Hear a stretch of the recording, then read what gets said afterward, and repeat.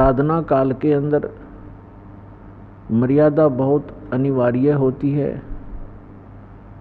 तो सभी प्लस और माइनस पॉइंट, सभी फॉल पॉइंट्स बताए जाते हैं। और जो साधक सतगुरु के वचनों को आधार बनाकर अपनी भक्ति साधना जीवन रूपी सफर में यात्रा करता है, वो पुण्यात्मा सफल हो जाता है। कर जोरूं विनती करूं, धरूं चरण पर शीश। गुरु जी राम देवानंद जी महाराज ने दियो नाम बख्शीश। कोटि कोटि सिजदा करूं, कोटि कोटि प्रणाम। चरण कमल में राखियो, मैं बांदी जान गुलाम। कुत्ता हूँ गुरुदेव का, रामपाल दास का नाम। गले प्रेम की जेवड़ी ही, जांखें तो वहाँ जाऊं। तो करो तो बावड़ू, दूर दूर करो तो जाऊं। ज्यों राखो त्यों ही रहूं, जो देवो सो खाऊं। परम पिता परमात्मा पूर्ण ब्रह्म सर्व सृष्टि रचनहार कबीर परमेश्वर जी की असीम रजा से आप चंद पुण्यात्माएं सत्संग सुनने के लिए उपस्थित हुए।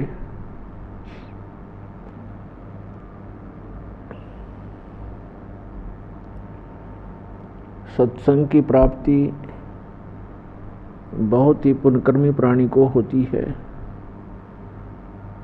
बहुत ही दुर्लभ है। संतों ने, सभी सद्ग्रंथों ने और स्वयं परमेश्वर ने आकर के हमें एक विशेष चेतावनी दी है कि भाई, ये मनुष्य जीवन बार बार प्राप्त नहीं होता। मानुष जन्म दुर्लभ है, ये मिले न बारंबार। जैसे तरवर से पत्ता टूट गिरे, वो बहुर नहीं लगता डार। ये इतना दुर्लभ बताया है कि ये बार बार प्राप्त नहीं होता मानव शरीर। और एक बार आपके हाथ से छूट गया, मृत्यु होगी। पुनः आपको ये प्राप्त नहीं हो पाएगा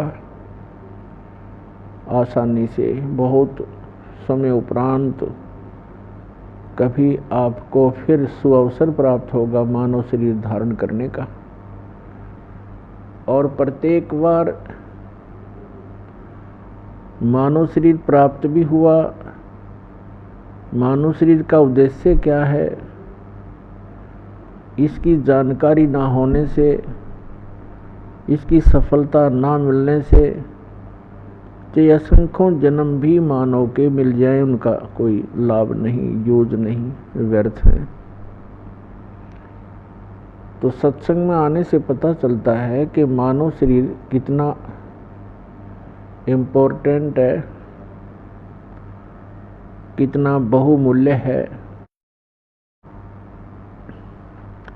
और हम मानव शरीर को प्राप्त करके उसके उद्देश्य से अपरिचित होने के कारण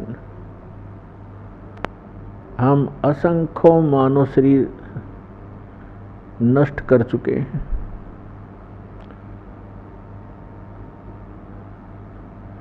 मनुष्य शरीर प्राप्त प्राणी के लिए सबसे पहला काम है कि वो पूर्ण गुरु की खोज करे। और पूर्ण गुरु की पहचान क्या है, यह हमारे सद्ग्रंथ भी बताते हैं और महापुरुषों के अमृत वचन भी इसका निर्णय करते हैं कि पूर्ण सतगुरु कौन होगा। तो सबसे पहला काम है मनुष्य जीवन का भक्ति करना। उसके बाद जो अपना निर्वाह है वो तो प्रत्येक प्राणी कर रहे हैं, पशु भी करते हैं, पक्षी भी करते हैं, जैसे तैसे डाकू चोर भी निर्वाह करते हैं, शरीफ व्यक्ति भी अपना निर्वाह ही कर रहे होते हैं, राजा बनकर भी निर्वाह ही किया करते हैं। लेकिन मनुष्य जीवन की सफलता तब तक सुलभ नहीं है जब तक पूर्ण परम संत ना मिलेंगे और सत साधना प्राप्त नहीं होगी। सच्चा सतगुरु मिल जाने के बाद फिर सर्व मानव शरीर के लिए आवश्यक मोक्षदायक वस्तुएं प्राप्त हो जाती हैं, तत्व ज्ञान भी मिलता है, और वास्तविक मोक्ष मंत्र भी मिलते हैं। फिर साधक को याद दिलाया जाता है कि मनुष्य जीवन बड़ी मुश्किल से प्राप्त होता है। साधना काल के अंदर मर्यादा बहुत अनिवार्य होती है। तो सभी प्लस और माइनस पॉइंट, सभी फॉल पॉइंट्स बताए जाते हैं, और जो साधक सतगुरु के वचनों को आधार बनाकर अपनी भक्ति साधना जीवन रूपी सफर में यात्रा करता है, वो पुण्यात्मा सफल हो जाता है। सबसे पहले मानव शरीर हो, उसके बाद गुरु पूरा हो, और फिर चेला भी सूरा हो।